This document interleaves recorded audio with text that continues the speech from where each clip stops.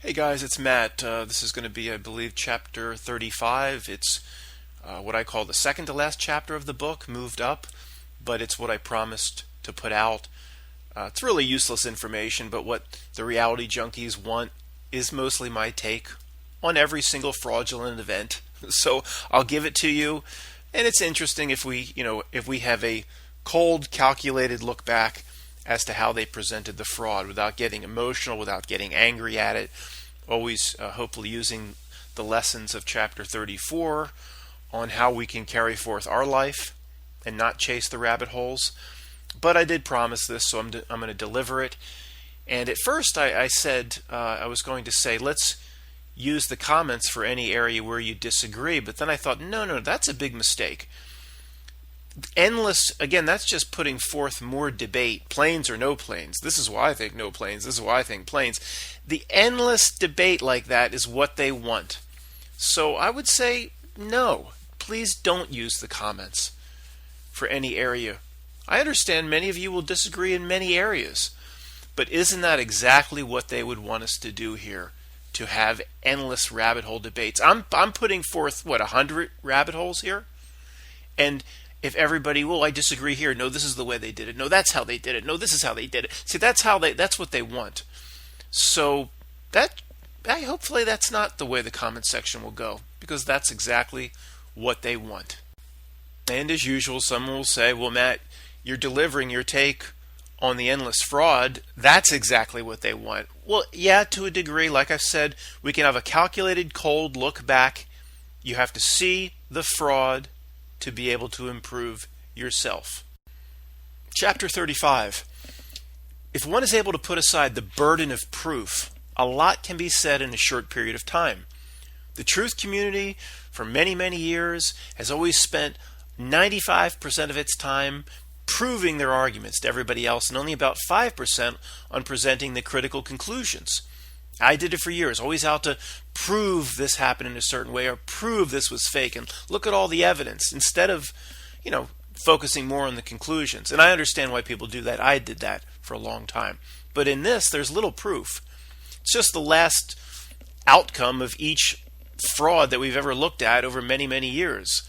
I've been proving it to people for almost 10 years. I'm not going to tell you here to do your own homework. I've done the homework. Where are you going to do your own homework anyway? Like I said in the last video, you're going to go to Snopes or the Popular Mechanics article that my best friend used to prove I was Looney Tunes regarding my take on 9/11. Finally, if anyone by chance is new to all of this, or somebody by even a more remote chance, because Google doesn't put any videos in the hands of anybody that's not already in this community, it's not just going to find its way out probably to any, quote, normal person. But anybody stumbling upon this by accident, it will sound completely mad. I assure you it's not. If you stay here throughout the entire video, you'll probably say, it's amazing how sane this madman who's reading this actually appears to be, considering the insanity of what's being said. All right, let's begin. Countries don't exist the way people think they exist. One world system exists now. Every presentation of national politics, from flags to chubby North Korean dictators, is an illusion. As Mag Bitter Truth may say, it's all fucking fake. 100%. Wow. Bam. Mag on. This doesn't mean everybody's in on it. Very few are in on it.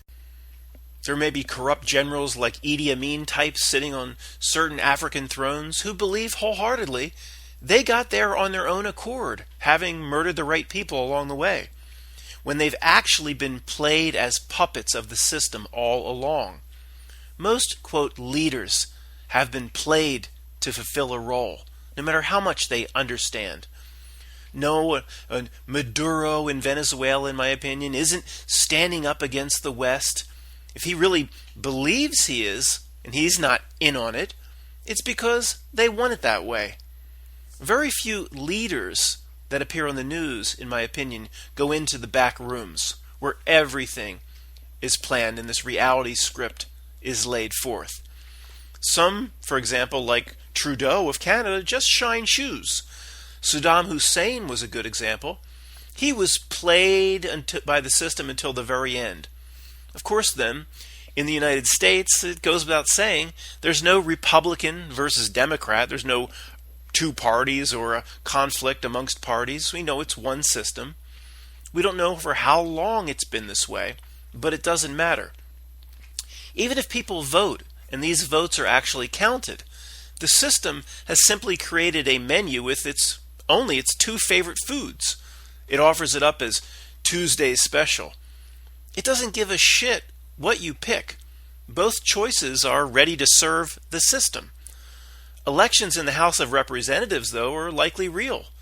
The people who go in there to the House, they simply can't accomplish anything on their own. They're one of hundreds of others, and they simply are so new they bow down to the leadership there that tell them how to vote, like Nancy Pelosi, who starred in The Wizard of Oz. That's why the election is every 2 years in the House. People can be gotten rid of there very quickly. And they can't really do much again because there's just hundreds of them voting. Now the Roman Senate, or our Senate, is likely another beast altogether than the House of Representatives. 6-year terms. Many in the Senate, in my opinion, know what's going on. I doubt the system would allow any real rogue senator to win an election in the first place, whether elections at this level are real or not. So it could be just like the presidential election at the Senate level, meaning they will put up 2 already qualified and screened puppets. Some people might actually go out and vote, but again, if the votes are counted properly, why would they care? Each of the puppets put up is ready to serve the system itself. So in that sense, the election could be real, but you're just deciding amongst their 2 favorite foods. It doesn't matter either way. I don't think there's a single global leader here, like a Sith Lord that sits in the back room like Chancellor Palpatine. I don't think that exists, but who knows? I think there can be competing factions and controlling groups in the shadows, but in terms of how reality must be presented to the masses, I don't think in that sense they don't fight with each other. They don't break character. No matter what spats there may be amongst groups, I don't think we ever see it. We just see the fake Jerry Springer show of Republican versus Democrat and other things like that. They must be very, very coordinated to pull off this endless bullcrap and the endless fake events. So I guess what I'm saying is there could be different factions. There's probably not one all-powerful creature behind the curtain, but where it matters, they work together and coordinate. If they weren't, there is just no way they could be pulling all this bullshit off. There was no moon landing. That's easily explained because no one can go into space. Russia didn't expose NASA's Apollo deception because, as I said, it's one global system to a degree. Russia used the fake space race to control their own population just as the United States did. Elon Musk, supposedly sending a Tesla sports car into a billion-year orbit around Mars, should have woken up a few 100 million people to the fraud of what space is all about when the tires didn't pop. But nobody but us noticed. Use the first rule of truth. If Elon Musk and his sports car is a space program fraud, then why should I believe in Alan Shepard? Why should I believe in John Glenn? Why should I believe in any of it if one part of it, or several parts of it, including the moon landing, is an obvious fraud? These right stuff assholes just went on an expensive amusement park ride.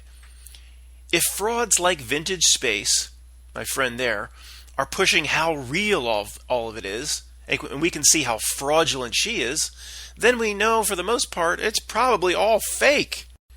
Okay, many listening to this will just give me the moon. Well, of course, Matt, we know about the moon. Why don't you give me something I can use? But what about the space shuttle and the ISS then? The middle ground? There are many reasons I don't buy any of it.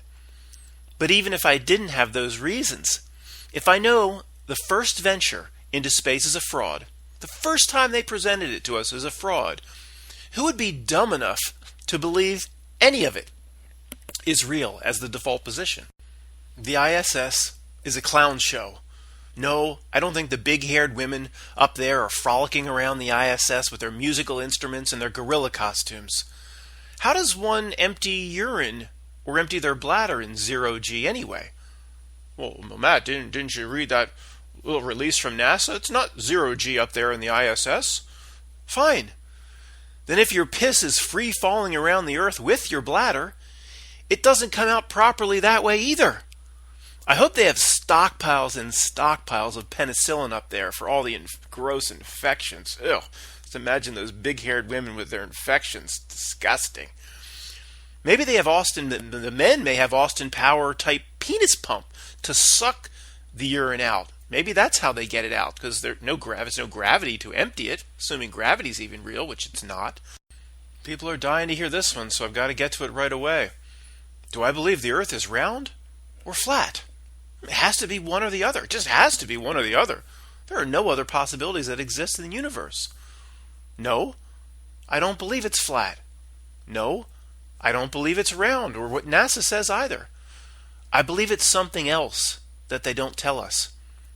Again, newsflash, there are many possibilities between round and flat, and even far away from even what we know of as shapes. Things in this universe we don't understand. It may be no shape at all. Why would a dream that mated with a video game, which is this reality in this life, need to even have a shape? Can it even be viewed from a certain distance away? We have these debates, and they're literally from a cosmic being perspective, they are monkey debates. They're saying these idiots can't even see the millions of possibilities that exist right outside their field of view. Now, I don't have the answers, but that's the way to think about it. The moon is not what they say it is. An object that produces a long list of 1 in a billion coincidences should get people questioning every aspect of it. Nobody does. The perfect fit of the moon over the sun during a solar eclipse is mathematically impossible by any practical measure. The moon having only round craters, if it's what they say it is impossible. Don't meteors ever come in from the side, hit different directions other than straight down? Are the meteor showers we get every summer a real scary problem for the people on the ISS? And shouldn't they be? How could they be such shiny, happy people with all these meteor showers that the local news tells us about all summer long? I guess instant death doesn't faze them, for they are the shiny, happy people the B-52s sung about. So obviously, there's no Voyager 1 and Voyager 2 sent in the late 70s or early 80s, and now it's so far away, sending back its signal. It's past Pluto, it's out the outer rim, and we're still receiving the signal, like Anderson Cooper told us about on 60 Minutes. He walked right up to the terminal. This is where the signal is actually coming in. NASA people said, this is where the signal's being received right now from Voyager 1 and Voyager 2. V'ger from the Star Trek movie, the first one with the bald girl. V'ger is more real than Voyager 1 and Voyager 2.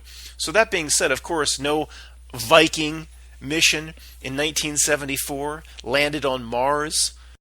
And if I know that, why would I believe any JPL mission went to Mars? I mean, if they screw you, completely lied to you over here, then people still will have the tendency to believe what's over here. This makes no logical sense. Now, satellites, I don't know how they work. I don't know exactly how your direct TV dish gets whatever comes into it. You have to get that dish exactly right. It's pointed up. I don't know exactly how that works. And I'm not going to the stuff I'm presenting here is stuff I'm pretty confident on. I'm not going to speculate into areas where I don't know. But obviously, if I think all of this is a fraud, I'm not going to take their word for how anything works. Okay, that's pretty clear. The moon keeping one face toward Earth, pointed exactly towards Earth, in its rotation for millions of years, in perfect synchronicity, is impossible. An object of the consistency of a cat litter box, having the same luminosity as a sun, is impossible. I didn't say the sun, I said a sun. A farther sun or a smaller sun. It's much more like that than it's like a cat litter box. If it's a rock in space, having the same brightness on its outer edges during a full moon as it does in the center, if it's a sphere, is impossible. An object composed of loose debris can't reflect enough sunlight so you can read a book by it at night, and a reflection of it so bright it can be seen in a clear blue sky during the day. If the moon causes tides and pulls 1 trillion pounds of ocean this way and that, I would think it'd be able to affect a glass of water in a Dixie cup. Because the moon fits over the sun exactly during a solar eclipse. That's what it appears. And then they come together like this every so often with the exact same size from our perception. Well, it's probably not from our perception. They probably are exactly the same size and very local, not millions and millions of miles away. That's ridiculous to me. But if the moon fits exactly over the sun, and I mean exactly, that tells me they are either born of the same litter or they're two visual aspects of the same exact thing. For those who really, really want to think big, they potentially are the same thing. You could take that in a million different areas, in 2 different time periods. Who knows? These theories to me are more on the table than what they tell us is happening. No, I don't buy 1 in a trillion coincidences any longer. I mean, the number of variables and the number of things that have to come together for the one cat litter boxed rock-like object to fit exactly in front of the sun and exactly cover it from our perspective on Earth, where one body is 400 times larger than the other and millions of miles away. It's 1 in a trillion. I don't buy 1 in a trillion. Therefore, I reject what they tell me is happening. I don't mean to lose anybody with these strange concepts. These are just theories. I think this big thinking like this should be kept on the table. Regarding the moon, we only know one thing for sure, that what was described to us and shown to us as Neil Armstrong came down the ladder is not what it is. Because nobody came down the ladder, nobody's ever been. So we know if that's what they say it is, we know it's everything potentially other than that. And Neil Armstrong in his acting could have done a little better job coming down the ladder. I mean, he seems like he's half asleep. What would you think of the way you would react if you were really walking down the ladder to step forth on the moon? Think of the excitement, the heavy breathing. Oh my God! He's like, Houston, are you there? This is Neil Armstrong. I'm on the ladder. Can I give my one small step speech yet? I'm really tired. I mean, you can watch that. It's not just about what he says. There's a whole 5-minute video of him coming down the ladder. It's like the guy's ready to go to sleep. It's an absolute joke. No major war was fought for the reason you think it was fought, or what they say the reason is. All that we know for sure is people die, and they die for lies. The same people at the top of the pyramid craft the reasons for the war, and then they play both sides. The reasons for war go about 800 levels beyond what people will just, pull up out of the script. That they do it for profit, and they do it to make sure they have new defense contracts at Raytheon. And no, it's about 1,000 times more complicated than that. Of course, they like those benefits of war, but that's not the reason for it. Come on, man. That's a tertiary benefit. And profit's never the focus. They make up their own money, for crying out loud. They make their own money, quite literally. You can sit down at a keyboard, whip up 100 billion or 1 trillion on a keyboard. They don't need money. There's never a shortage of money, ever. The system can make $1 trillion a day if it needs it. This is the reason why budget crisis in the news is a recurring headline, but nothing ever happens. Nothing ever truly goes unfunded, does it? What happened to all those bankrupt cities and all those bankrupt states they told us about 10 years ago? Did they implement gambling and slot machines and all that slot revenue just came in to save the day? Yeah, sure. Every major country around the world, from Japan, the US, Canada, European Union, they're trillions and trillions in debt, but for some reason there's never a price to pay for any of it. If this scenario was real in any way, Japan would have collapsed 10 years ago.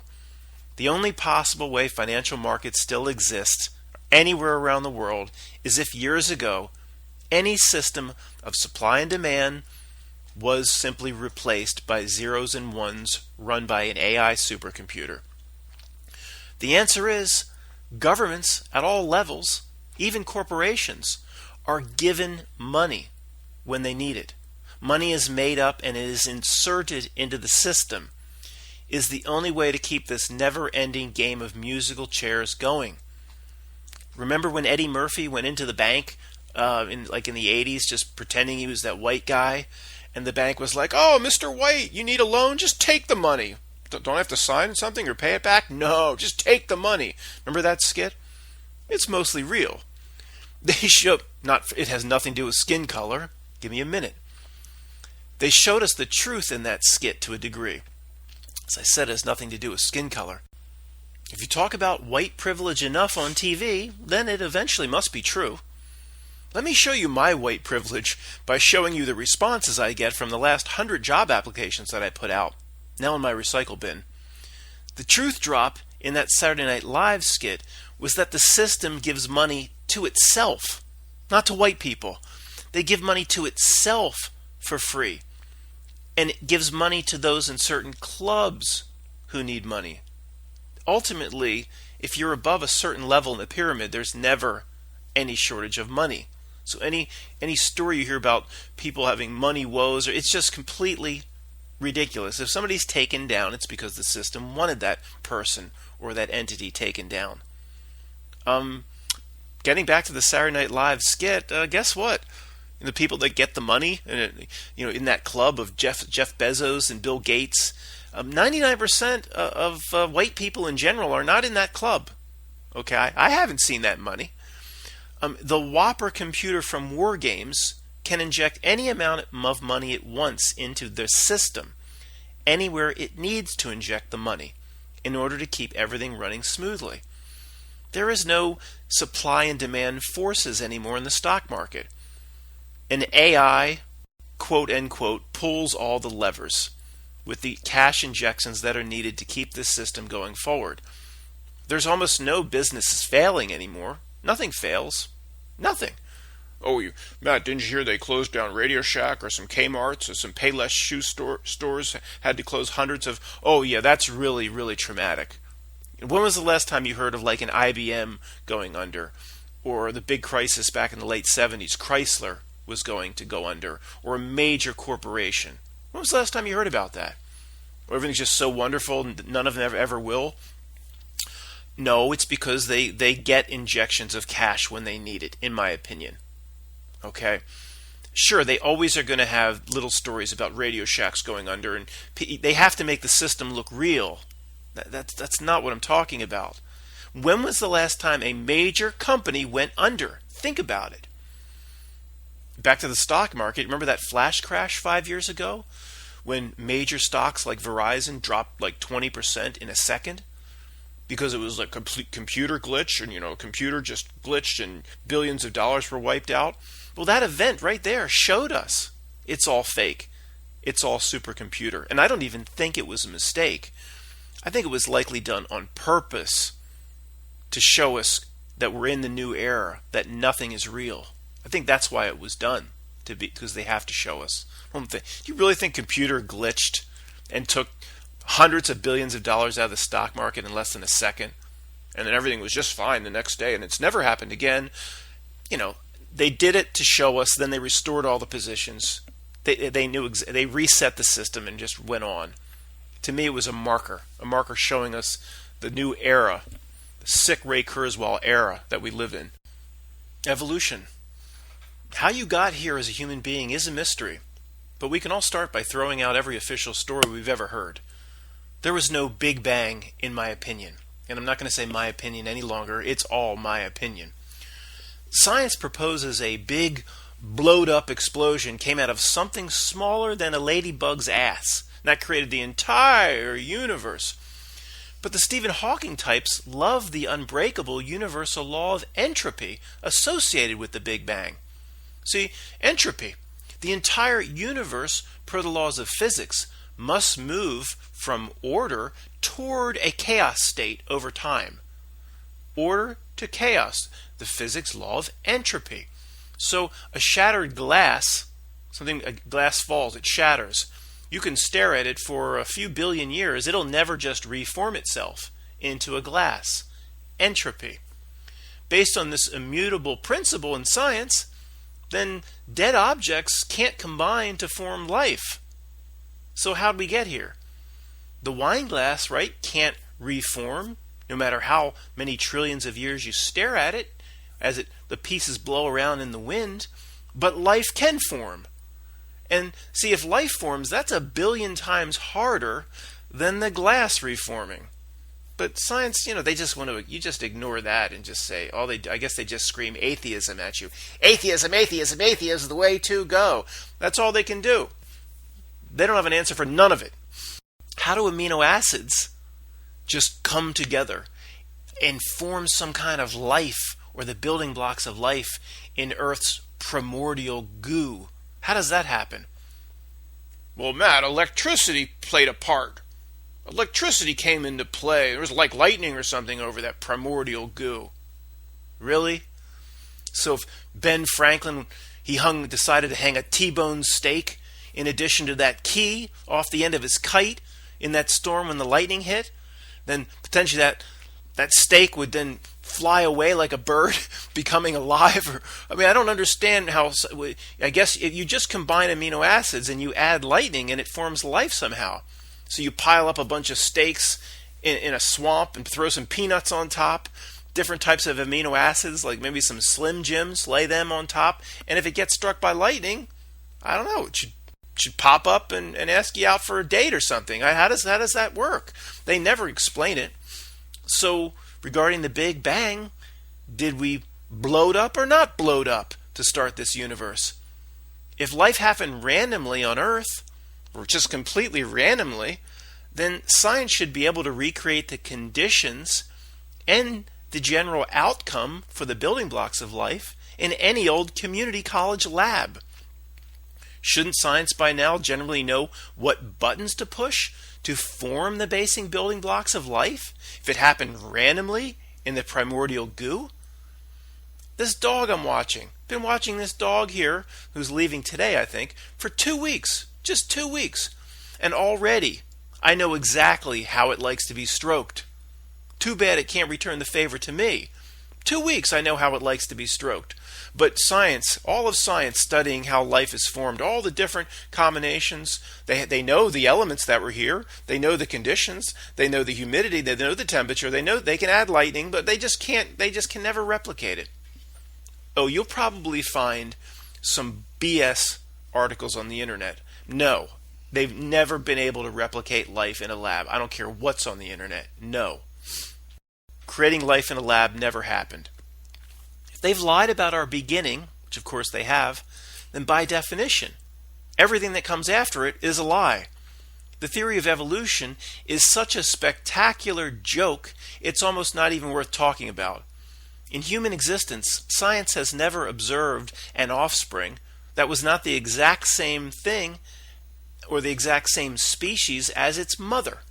Conversely, science has never observed a species being born as one thing and then becoming another thing over the course of its lifetime, with the only exception being Bruce Jenner and probably Al Roker. What appears now as Al is not the same roly-poly entity that I knew before 9/11. That ain't the same thing. Oil is not what they say it is. The wells would have run out 20 years ago if it was all about dead animals and fossils. What happened to that oil well and all the fracking crisis that they talked about 5 or 6 years ago? Well, just kind of went away. It was all over the news 5 or 6 years ago. Wells are running dry, and it just kind of went away. Just like the economic collapse, just kind of went away. Somebody go ask Greg Hunter if he can investigate it. For the most part, terrorism doesn't really exist. Sure, there have been things blown up by groups, like in the West Bank, the favelas of the West Bank, but it completely upsets the definition of terrorism, I think, if most of the big groups labeled as terrorists were trained and funded by the United States. Like at some point, I admit, Palestinians and groups like that certainly blew up some stuff because of the way they're treated by their Israeli slave masters. Will Google allow this video because of that line? Is that terrorism? What would you do? Generally, the way it's presented to us on the news, that terrorism doesn't exist. Continuing our simple logic, 3 skyscrapers were not knocked down by 19 guys with true value hardware box cutters. Now, if they had a full craftsman set of tools on board, I may have believed it, but not just box cutters. There were no airplanes on September 11th. There were no planes on September 11th. If there was, one of about 10,000 Pentagon security cameras would have gotten a few hundred images of a 757 flying in low. A guy in Arlington, Virginia, at a Pizza Hut would have gotten an image. Not one picture exists in D.C. of the Pentagon. Not one. An American Airlines flight hitting a high school would have been easily recorded by the high school security cameras as they videotape fistfights all the time in the parking lot, probably once a week. Or the way your local 7-Eleven captures a man in a ski mask robbing the soft pretzels. The problems in New York with images are almost as bad as the Pentagon. There were no planes on 9/11. I understand that is an impossible reality breakdown for many people. No doubt it is. It's not the point of this video to explain, the reality breakdowns and to go into that part of the Twilight Zone. It's just to present what is and what is not. But it is truly fascinating when you consider what they were able to pull off. For anybody that would dismiss it as just newsrooms coordinating with each other for fake videos, it is absolutely mind-boggling to consider what they pulled off on that day. It's, in my opinion, it's not human. It doesn't mean little green men with ray guns. If Queen Elizabeth has one chromosome different than you, then she's an alien by definition. What they pulled off on 9/11, if what we think is correct, no planes, is truly not human. Above the level of Action News or a local paper covering a North Philadelphia fire, there's no such thing as journalism in this country, or probably anywhere else in the world. We don't know for sure how long it's been extinct, but we know it's dead now. There's nothing reported on the national level in a way that deviates from how the Ministry of Information dictates it is to be reported. All, or almost all, mass shootings, in your lifetime for the most part, have been fake. Now, going away from the book here for a moment, I've been talking with Greg recently, this interesting theory that I think he came up with, or we both did together as we were discussing this stuff, as we do sometimes. And for example, what just happened in NC, it could be real. But at some point, see, with all the fake events, it was kind of like a priming of the pump. Created the normalcy around these events. So of course they wanted to prime the pump so real crazies would go do a copycat and do what they've seen on TV so many times over the years. So at some point, these events may become real. And it was likely, all of this has likely been a priming of the pump, you could say.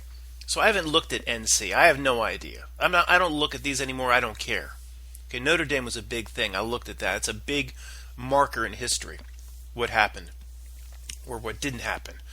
But I'm not going to look at these little bang bang events. I don't bother with that shit anymore. But so it could be real. But of course they're eventually going to be real because they've been priming the pump and creating normalcy. There's a girl, I came across a video clip that it was kind of like somebody thought they kind of caught one of these catastrophe thespians in the act, and she's pretending how sad she is after the fake shooting, and she smiles, so somebody caught that clip, and she smiles and gives herself away, but then she gets back into character and says, well, I just knew with all the shootings happening all over the place, I just knew it would eventually come to my school. Just knew it would eventually come here. Of course, reading a script, but I thought that's their true intention. Yes, priming the pump so it does eventually, quote, come here. So it's far more sophisticated, these things, than what the truther's knee-jerk reaction is never correct on the first grade level. So something like Hook happens. Oh, it's just about taking the guns. No, if it seems that simple, it's not. That certainly would be something they would like to do, but is it just for that? No. And obviously the answer is confirmed because they haven't done anything in that. For sure, liberal bastions like Connecticut, certain restrictions on certain types of semi-autos, but they haven't taken anybody. They haven't even gotten close to that. So it's not about that. If it seems simple and straightforward, it's not. So back to journalism in general related to these fake bang bang events. About 99% point whatever of these journalists, are not in on it. They're not in on it. 99 point whatever percent just read from some sort of electronic script or feed that comes from central sources like the AP, which probably has an office in the Ministry of Information or is a arm of the Ministry of Information itself. What are these news, the AP? What do you think that is? Of course, our friend Chris, Chris, WDBJ Chris, Virginia, the ex-news anchor, he actually was in on it. He really knew that he never dated a woman named Allison. So when they asked him, when he was in his red pants to play the role of the fiancée, he probably was able to figure out that she wasn't shot either. So he was in on it. But he's a rare exception. By the way, Chris would have no idea what to do with her anyway. Good night, sweet boy. Okay, even some of you truthers should sit down for this one. I don't believe JFK was killed. About 95% sure. Of course, it's my opinion. As I said, though, I don't have an hour per item to explain this. I've touched on this several times over the years. I don't have the time here. I've been looking at this stuff, though, a long time. And I wouldn't put this out lightly. The system kind of gives itself away in the way it presents these events. To me, one of the main thing that gave it away, of course, there's, again, I could talk for 2 or 3 hours on this. There's a whole lot more, or I wouldn't just recklessly put this out. But when you have every possible bad guy in the world, did it to Kennedy. It wasn't. See, they create the conspiracy over here, so if it must be one of these conspiracies. So you never look outside the little box. It was, well, Castro hated Kennedy, so Castro must have done it. And it wasn't Lee Harvey Oswald. It was like a double level conspiracy. Kennedy, in my opinion, like in Inception, a dream within a dream. You had the bull crap story that everybody saw through, or anybody that at all is awake about anything can see it wasn't Oswald. I mean, what a joke, but half of my family still believes it was Oswald. I mean, you've got to be kidding me. Anybody who believes it's Oswald truly is a lost soul.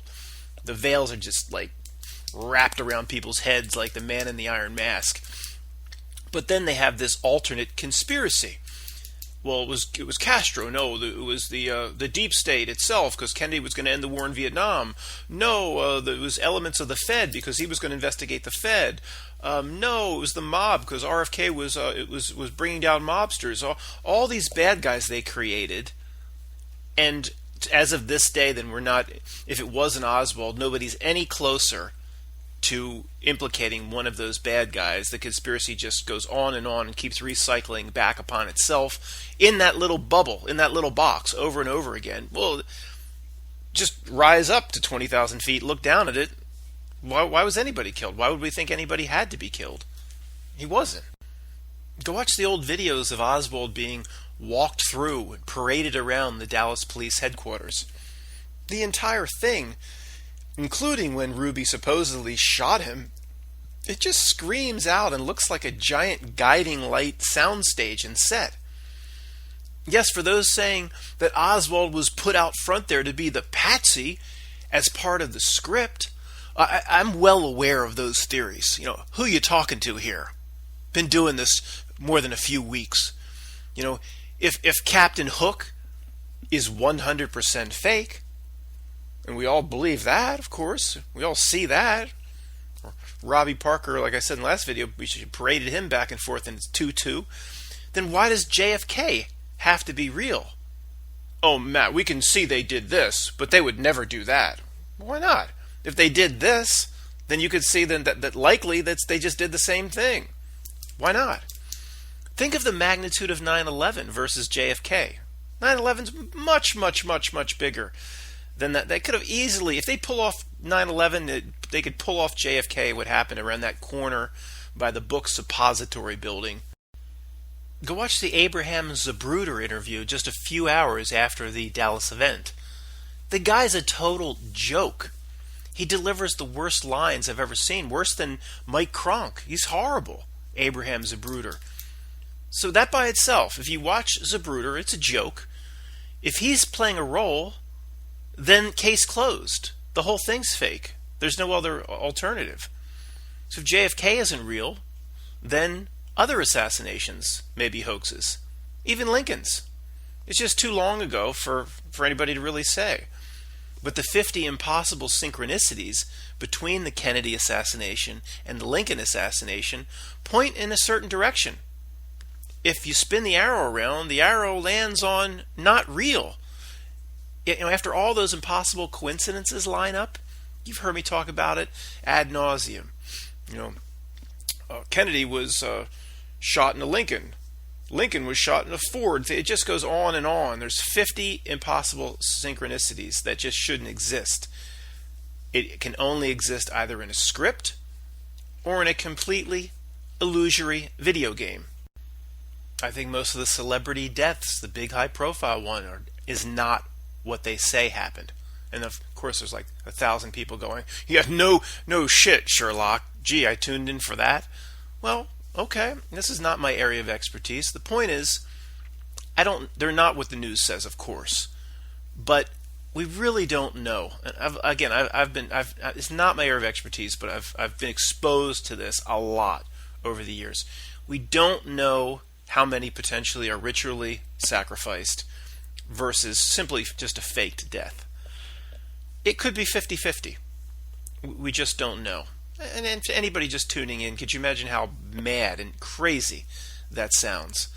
But whether it be Prince's death, David Bowie, Robin Williams, one of the lead singers of Linkin Park, who was it? Soundgarden, Chris Cornell. These things they stink. Okay, it's just not. It's part of the script that this reality plays out, and I'm just not sure how many. Some people might have signed their name in blood a long time ago, and a 20-something Prince may think, "Oh, they're never gonna come calling the way they say. I'll be so popular and so famous," and maybe they came calling. Anybody new to this would laugh at that. They just have no idea the way the world really works. A lot of it is complete hoax, in my opinion. I don't know. I don't know. But we do know that there's just, Chris Cornell. And this guy was smart. He had his act together. He's just not, Robin Williams he can't find a better way but to hang himself with a belt off a doorknob. Whitney Houston, and then Whitney Houston's daughter dies in the bathtub the exact same way. Really?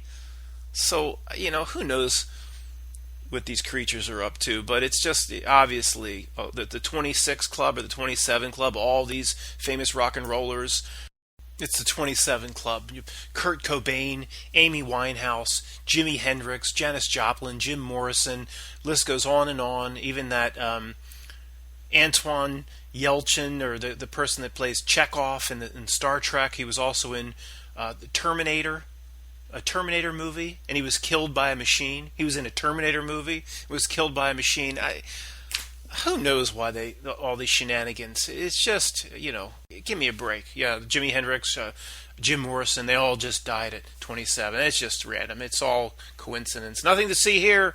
Everybody go back to the regularly scheduled Simpson and Family Guy programming. Of course, the notion of democracy and of capitalism we're given is all a fantasy. We have fake or crony capitalism at the highest levels. At the lower levels, if you want to work like 80 or 85 hours a week and pay hundreds of thousands of dollars in taxes for all your hard work, then there exists here a degree of capitalism, still here. But of course, that capitalism is still as pure as the water in the Schuylkill River outside Philadelphia with the two-headed fish. Think of baseball as our analogy. There's the major leagues, and then you have all these minor leagues all over the place, like where the Durham Bulls play. The minor leagues play real baseball in our life example. The majors, that game is fixed. The minors is not fixed. Batters try to hit real pitches. The minor leagues is the land of like entrepreneurs owning 5 McDonald's franchises, working 80 hours a week and making their $500,000 a year doing it. You know, if you want to work like a dog and just give up everything, this capitalism system will let you succeed. You know, it's also lawyers and stockbrokers making about $1 million a year. You know, they really make that. It's doctors owning joint implant practices, making about $1 million a year, and they can do very well for themselves. And SVPs, senior vice presidents at Merck and companies like that, can make about $600,000 a year, no doubt. I mean, sure, even a website coder in 1999 may have come up with a big idea and sold that big idea for $100 million. Okay, this is the minor leagues still. Many people can, what they say, get ahead. Okay, but you know, they'll never see the major leagues in their lifetime. Okay, that, you know, maybe that glass ceiling, oh, that exists for all of us. Okay, but they play at the top of the pyramid. That Elysium is something completely different. You know, of course, the guy that owns the 5 McDonald's, who never sees his wife and kids because he's working all the time to make this wonderful money, to us, he's not really getting ahead, is he? Not that we would want to. But to play in the major leagues, there's only a few ways in. The draft has nothing to do with raw skill or even potential. Most major leaguers have family connections. Was your mother a Warburg or potentially a Vanderbilt? Are you like one family tree jump away from the Spencers in the UK? That's Diana Spencer of Princess Diana. And to think, she almost married that mudblood, Dodi Fayed. They took care of that, didn't they? Look at Donald Trump. What a coincidence his father is associated with the secrecy of Nikola Tesla's work. All these a-holes seem to loop around to one another, all related and connected in some weird spider web. Another way into the majors is you can attend an Ivy League school and become initiated into some society like the movie Skulls. These people may play in the major leagues, but it's still not quite the same level, of course, in my opinion, as the old family names. Think of these types of major leaguers in baseball today, like middle relief pitchers and right fielders and catchers. They all have their role in the American League, but they're not the top-tier major leaguers. People like John Kerry are probably at this level role players at this level, playing in the major leagues, but out in right field, married into the Heinz ketchup fortune. Major entertainers and artists like Eminem, Coldplay, Beyonce, Pink, Madonna, and Taylor Swift don't play in the major leagues, but they can come and go from the dugouts and locker rooms whenever they want and get into the ballpark for free. They do attend the games, and they perform the halftime shows to keep the major league stars entertained. Useful idiots like Jay-Z are the court jesters and fools. They seem to stay in the king's good graces by flashing the king's hand symbol whenever they get the chance. Mark Zuckerberg is likely the real coder who brought Facebook to life, and his bank account probably actually does say 30 billion or 40 billion or whatever it's up to now.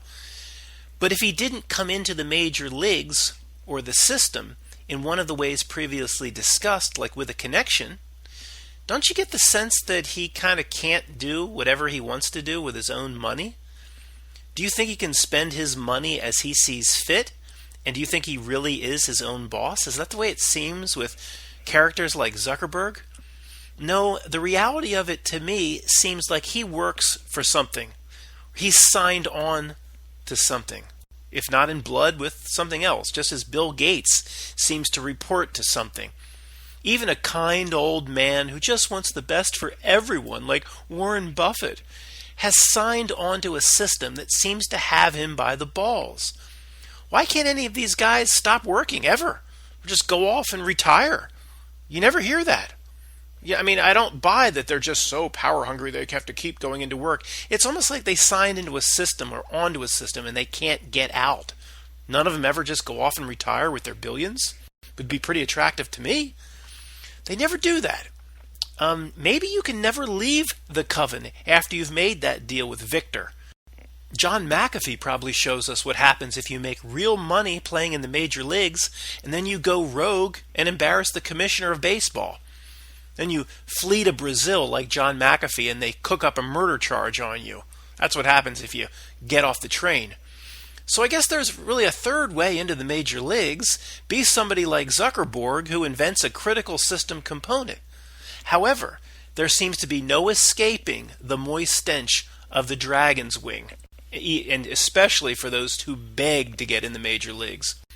Very few congressmen in the House of Representatives are in on it. I think they know less about how the world really works than you and I do, the people in the House of Representatives. Absolute morons that don't have a clue, for the most part, in my opinion. A few senators may understand the role they have to play, no doubt about it, like I mentioned.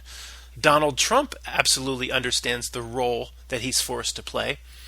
Other presidents may get a sense, but have less information. I don't think every president has access to the same information. Obama, to me, as I've mentioned many times, was just simply a sock puppet, weaned and brought up to play a role, almost from birth. I doubt Obama has ever been to what we would call the back room, where any decision's made.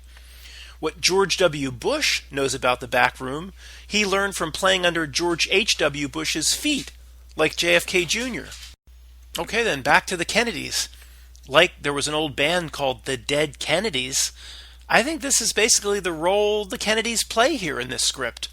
I think the whole family is like an acting troupe that plays some strange role in a script, the one that's being delivered here called Society. I don't think RFK was really shot either. There are too many problems with the whole Sirhan thing if you look into it closely. Even the repeating first name to the last bothers me. I mean, really, who has the same first name to last name? Sirhan? Hi, my name's Matt. Is a Sirhan a duality tribute? I mean, who knows? I don't know exactly how all this creepy stuff works, but I can recognize certain code in the Matrix when it pops out at me. You have JFK, and then they called him RFK, and then they called him MLK. They all sound the same and are referred to the same way. That's strange. To me, this ain't no grassy knoll coincidence. Applying the first rule of truth, why then would I believe JFK Jr. really died in the plane crash, or he was killed on purpose, somebody took the plane down, and all the conspiracy around JFK Jr.? Why is it with the Kennedys it's the same strange script that repeats, and when it does, I don't think any of it's real? Then there's also throw in more conspiracy, the Chappaquiddick nonsense. And what do you know? More conspiracy, unexplained cover-up, endless stories that go nowhere, and then a movie. Chappaquiddick, the movie. When's Chappaquiddick the comic book? That's what it really should be. Almost like it was a script to begin with. Oh, only a conspiracy theorist would ever put that out. You know, how could all of this be a script? Really? How could anybody not see it's a script? Nazi. It's a script. It appears to be the role of the Kennedys in the great American script.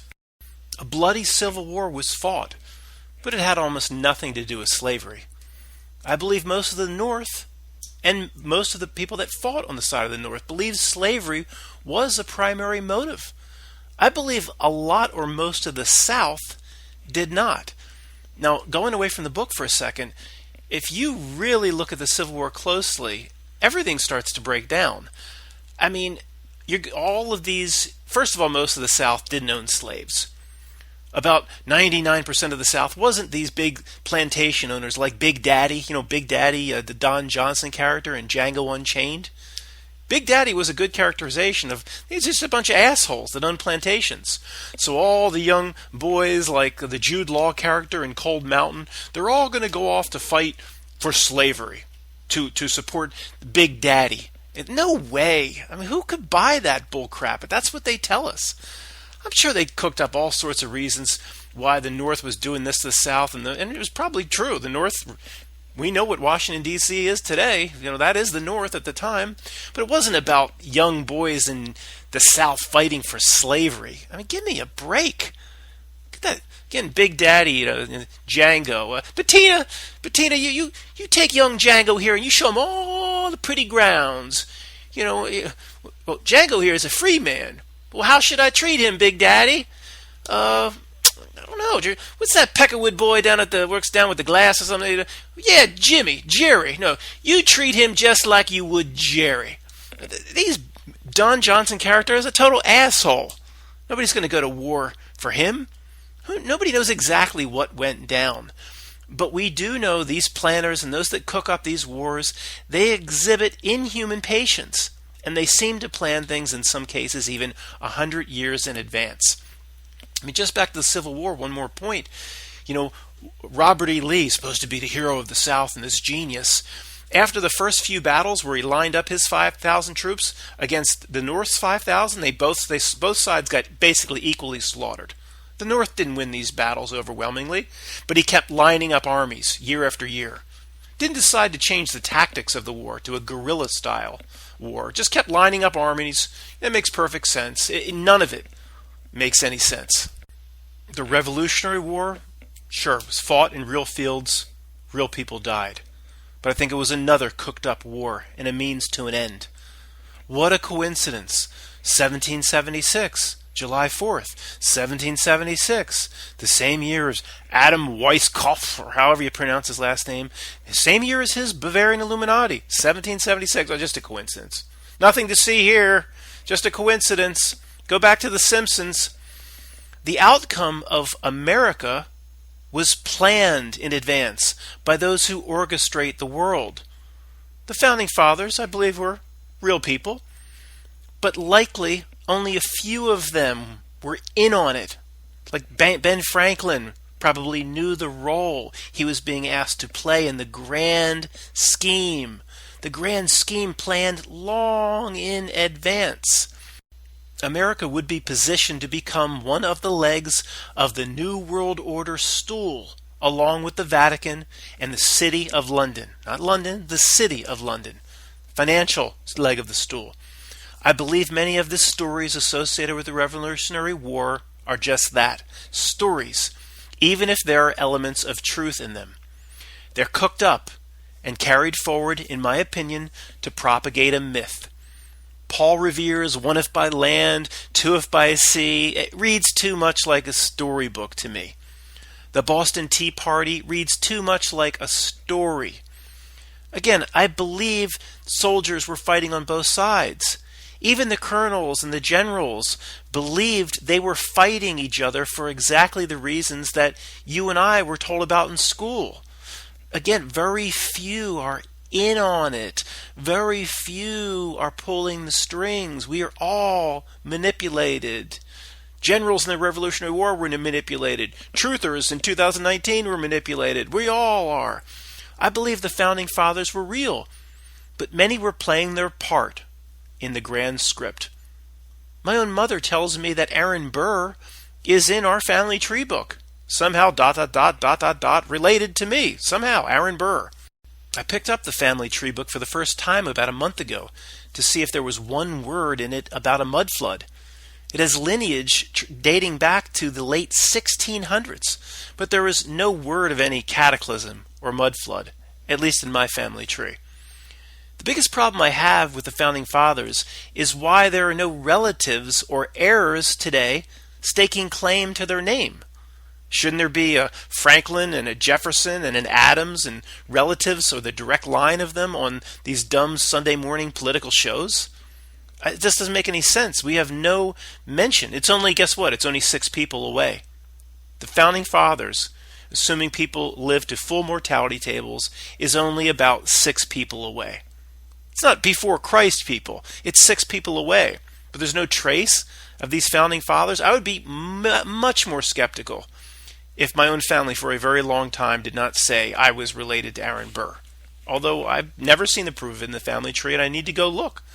Not that, what would that say? Well, it would be it would be decent proof, because this book is old, okay, old. Whoever started writing it would have only been 3 people away from Aaron Burr. So there would be some truth in it. But if it wasn't for that, what I'm saying is I'd be much more skeptical of who are these founding fathers. Were they fictitious people?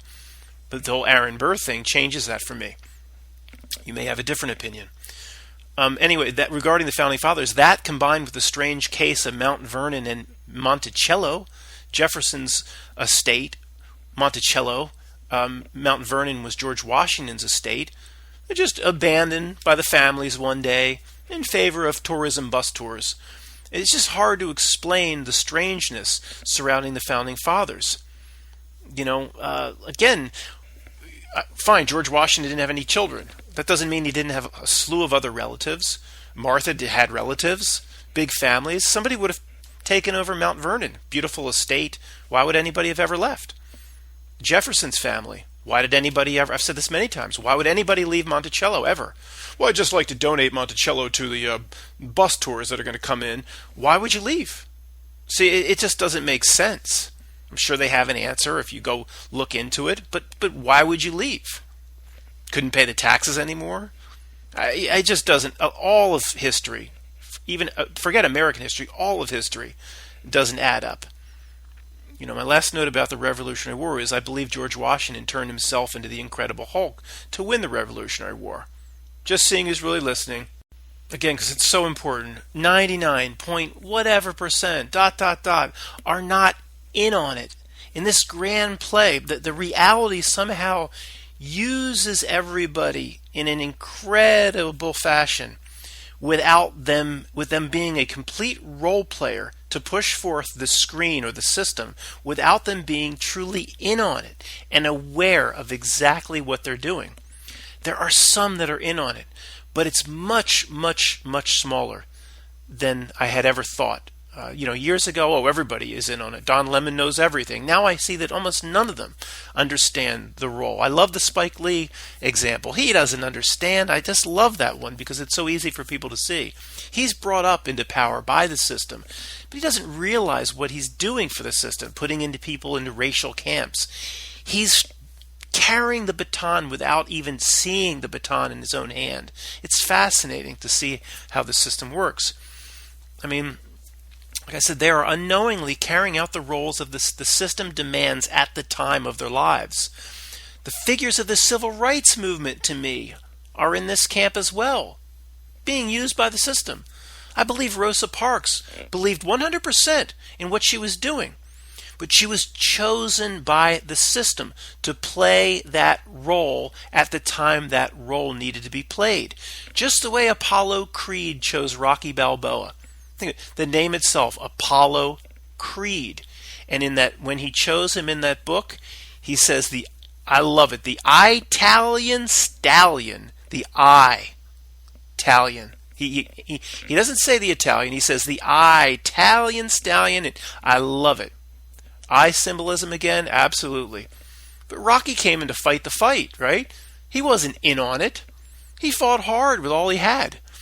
Unfortunately, in this reality scheme, when somebody is chosen to play a role, they usually think, in my opinion, they're doing all they can to fight as hard as they can. They don't realize that they're being played. They're in on nothing. However, the entire cube of the boxing ring in this analogy is rigged. So in the end, these players or these boxers are fulfilling exactly what the system wants in fighting what they believe is a real fight. The fight is a metaphor. Again, Ice Cube is used by the system to the whole rap movement to wreck inner city urban black community.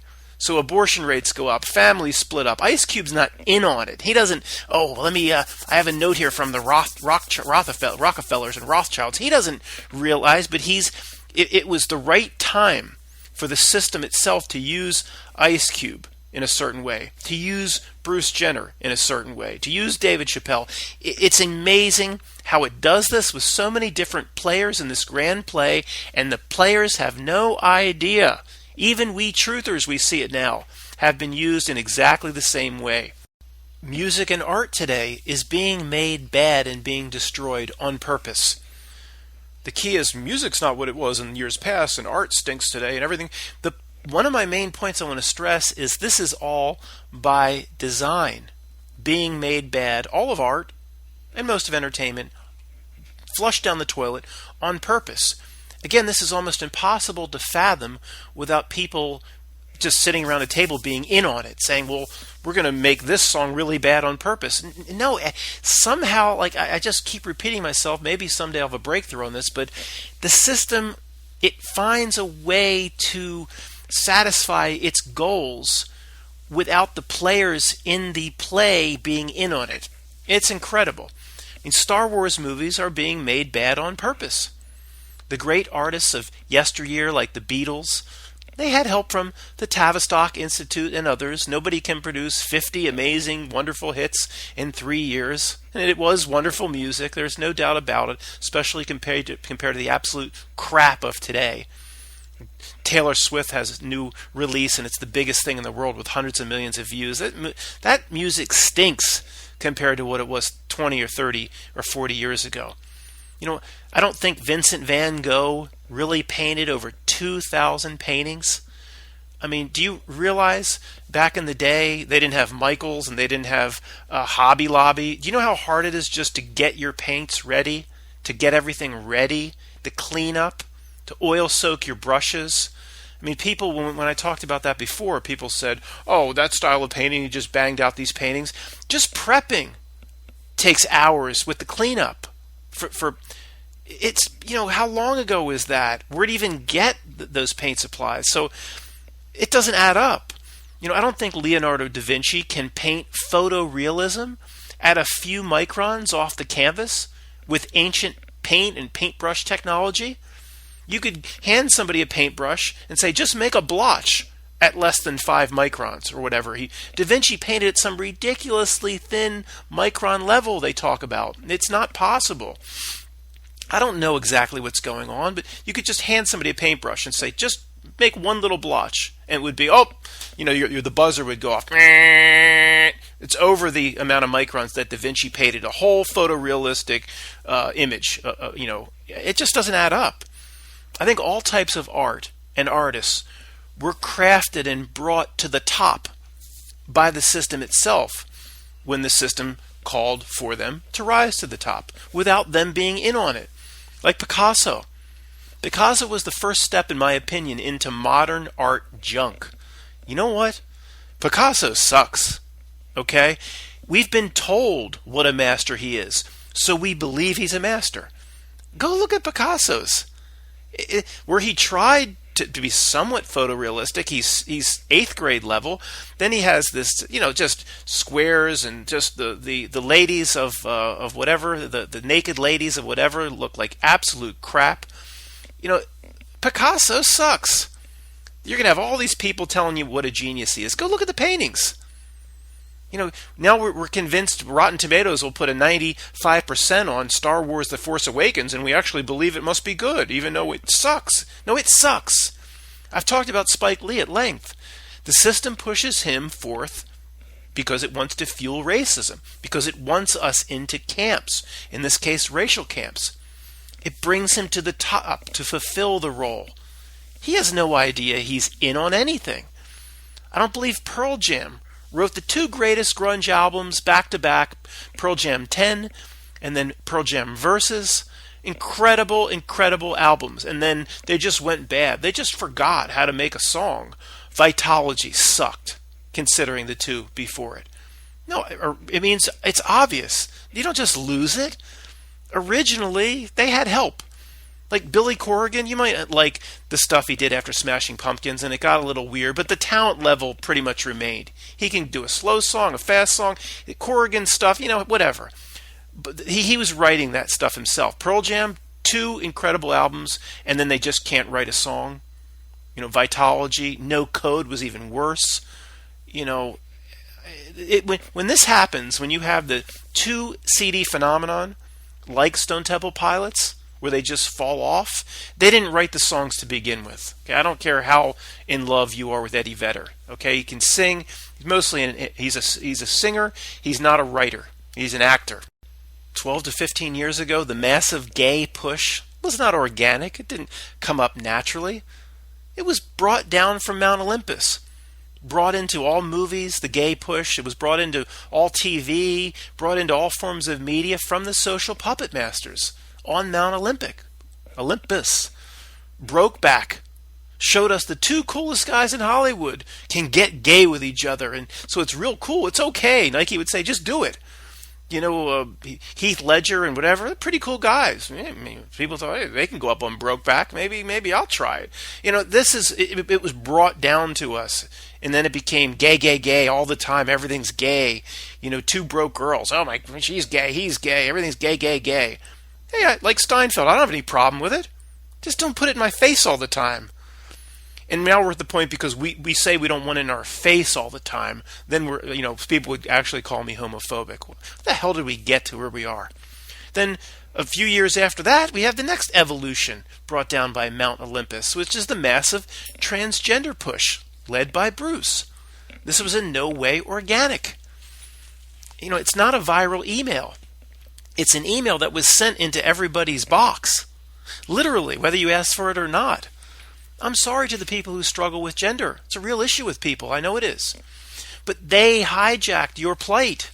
Maybe it was the only thing that they hadn't hijacked.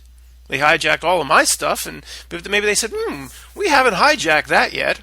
Oh, so let's just go hijack it.